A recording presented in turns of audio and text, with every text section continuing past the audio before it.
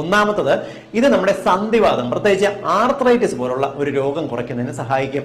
കരയാമ്പൂവിലെ eugenol എന്ന ഈ anti oxidant ഒരു മികച്ച ആന്റി ഇൻഫ്ലമേറ്ററി ആക്ഷൻ നൽകുന്നുണ്ട്. അതായത് നമ്മുടെ സന്ധികൾക്കുണ്ടാകുന്ന നീർക്കെട്ട് മാറ്റുന്നതിനും സന്ധികൾക്കുണ്ടാകുന്ന വേദന കുറയ്ക്കുന്നതിനും നമുക്ക് ഈ കരയാമ്പു ഉപയോഗിക്കാവുന്നതാണ്. അതായത് സന്ധിവാദം, ആമവാദം പോലുള്ള കണ്ടീഷൻസിന് നല്ലതാണ്. രാവിലെ എഴുന്നേൽക്കുമ്പോൾ ശരീരത്തിന് വരുന്ന വേദന, നീർക്കെട്ട്, സ്നെഫ്നെസ്, മടക്കാനുള്ള ബുദ്ധിമുട്ട്, ഇതെല്ലാം ഒന്ന് കുറയ്ക്കുന്നതിന് നമുക്ക് കരയാമ്പൂ നേരിട്ട് ചവച്ച് കഴിക്കുന്നത് നല്ലതാണ്.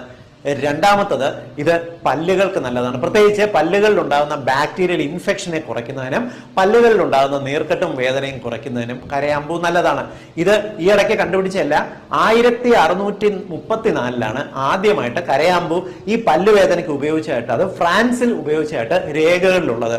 ഇത് ഇന്ന കാലത്ത് ലോകം മുഴുവൻ ഇത് കരയാമ്പൂ നമ്മൾ ചതച്ചിട്ട് പല്ലുവേദനയുള്ള ഭാഗത്ത് വെച്ച് കടിച്ചു പിടിക്കുന്നതോ, ഇല്ലെങ്കിൽ കരയാമ്പൂവിന്റെ ഓയിൽ, ക്ലോവ് ഓയിൽ നിങ്ങളൊരു പഞ്ഞിയിൽ മുക്കി വേദനയുള്ള ഒരു ഭാഗത്ത് വെക്കുന്നതോ ആ ഭാഗത്തുണ്ടാകുന്ന നീർക്കെട്ട് കുറയ്ക്കുന്നതിനും വേദന കുറയ്ക്കുന്നതിനും നല്ലതാണ്.